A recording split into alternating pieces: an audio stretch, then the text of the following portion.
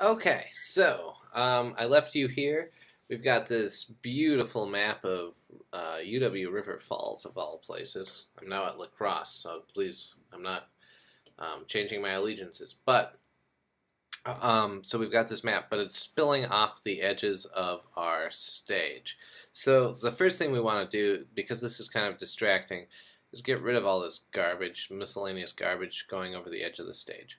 Now, what we can do is create a mask layer. Now what's kind of nice about Adobe Flash is masks make a little more sense than they do in Adobe Illustrator. I know a lot of my students struggle with masks in Adobe Illustrator because they can never find the right layer to create a mask on, etc. In this, it's pretty straightforward. So the first thing we're going to do is create a new layer, and it's probably going to be layer 7 in yours, but it's layer 8 in this one. And regardless of what it's called, we can rename it or whatnot by simply double clicking on the text here, and we'll call this mask layer. Now, what is a mask layer? Basically what a mask layer is we can put other layers underneath this layer, and anything we draw in a mask layer will be like a cookie cutter. It'll act as a viewport, if you will, to anything underneath it, so that only areas that have something in the mask layer will be visible underneath. Let me just show you. It's hard to explain. So what I'm going to do is, I'll move this over, is to edit any layers kind of properties or features, what you do is don't double click on the text, but to the left there's a little document icon, double click on that. And what we'll get is this thing called layer properties. And here you can have a normal layer, a folder, a guide, a masked layer, etc. We're going to create this into a mask layer. This is going to act as our mask, something that basically blocks out areas outside of it from being viewed. Let's click OK. Now with all the other layers locked, it's pretty safe. We're going to draw a rectangle the size of the stage.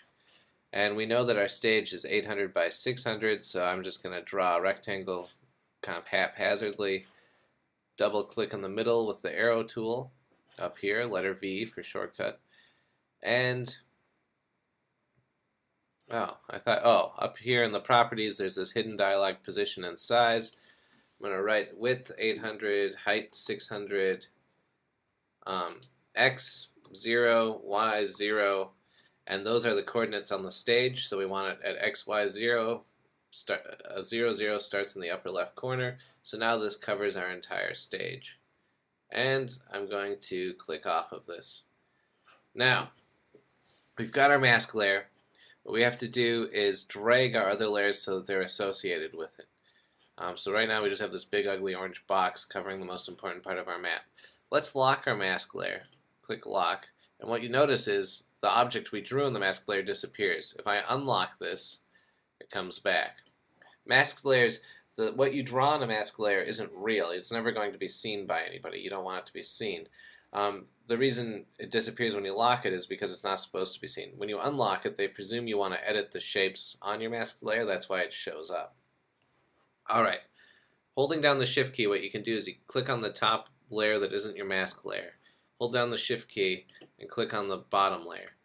And then click and drag all of these up slightly, and what you'll see is a small indent underneath the mask layer. When you see this like circle with a line, click, let go, and you'll notice that all these other layers, they get a little kind of turquoisey fishnet type look here. That means that these layers are now being masked by that top layer. And what you'll also notice is everything outside of that mask has disappeared. Now it's still there, it's just not visible and nobody will see it. You can still edit it and tweak it, but it's gone. So now what we've done is we've created a mask of our map, and we're pretty much ready to start tweaking the map itself and adding interactivity.